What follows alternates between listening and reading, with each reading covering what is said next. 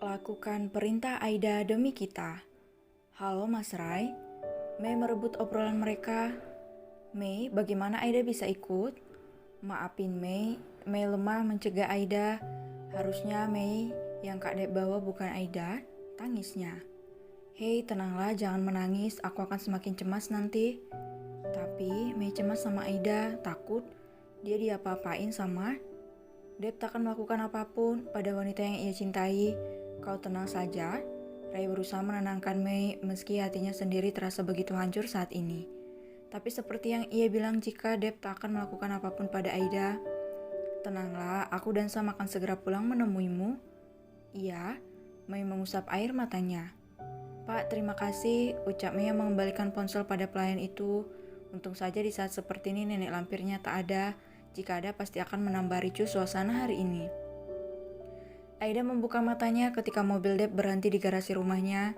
Ia pun turun dan melenggang santai meninggalkan Dep di belakangnya, seolah tak peduli lagi dengan apa yang terjadi di sekitarnya. Assalamualaikum, Ma, panggil Aida pada Mama Lia. Meski ia sudah begitu dingin memanggilnya dengan sebutan ibu. Waalaikumsalam. Loh Aida, kenapa kesini? Sambut dan peluk Mam Lia padanya. Ya, mulai hari ini Aida akan rawat Mama, setidaknya sampai Mama agak sehat.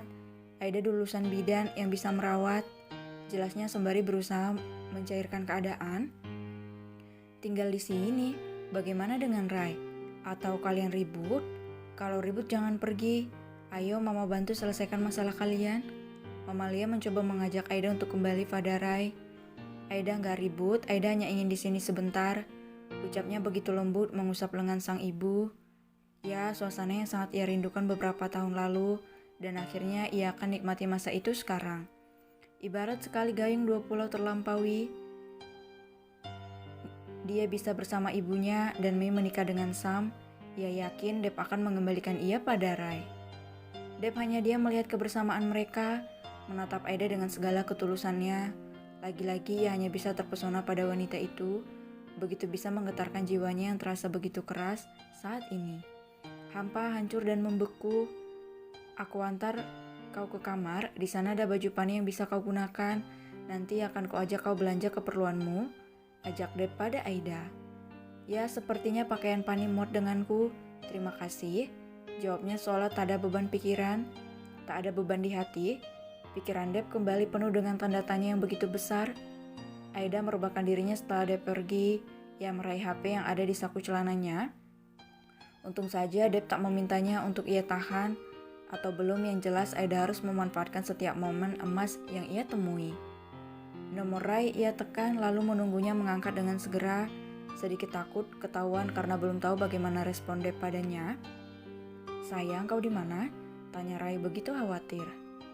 Mas, Aida baik-baik saja, tolong ikuti perintah Aida saat ini. Panggil Bu Lastri, nikahkan Sam dan Mei. Setelah itu pasti kita akan kembali. Bagaimana aku percaya dengan itu? Bagaimana aku percaya jika Dep akan? Mas percaya sama Aida. Mei akan menjelaskan semuanya. Semua beres kita kembali. Kita nggak akan pernah berpisah lama.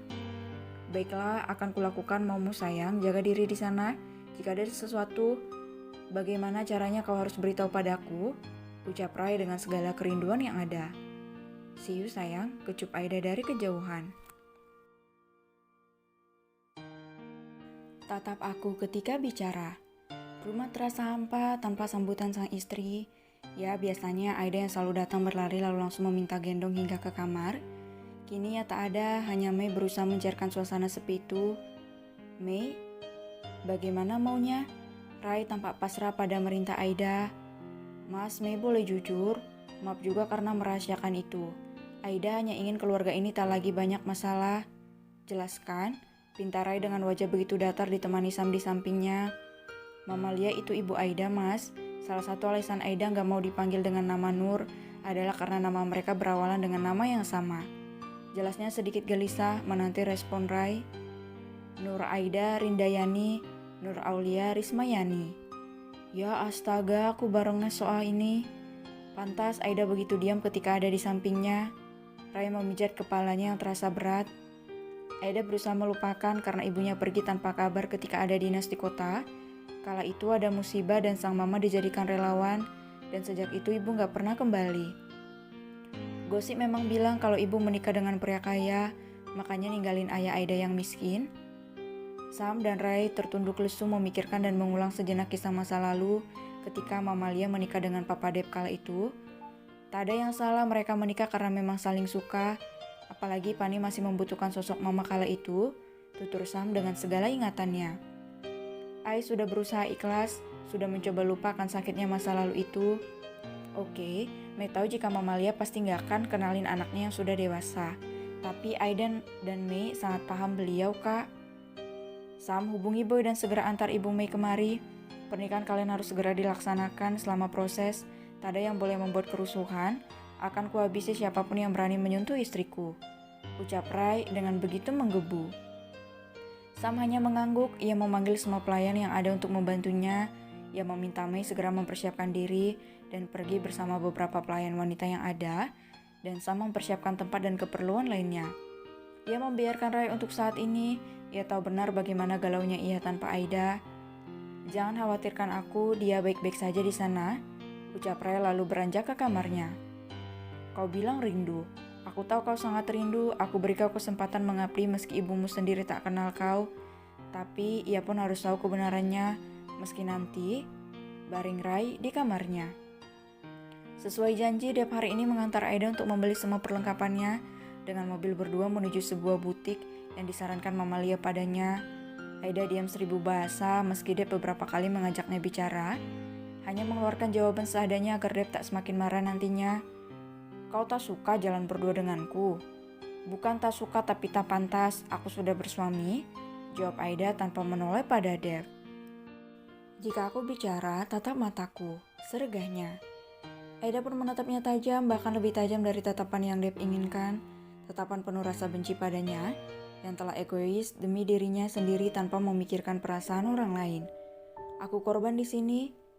Aku tahu kau korban, tapi tak lantas berhak dan wajar mengorbankan orang lain demi dirimu sendiri. Aida kembali menatap layar HP-nya, membuat Dep geram, meraih lalu membuangnya ke tempat yang jauh. Puas, tatap Aida lagi.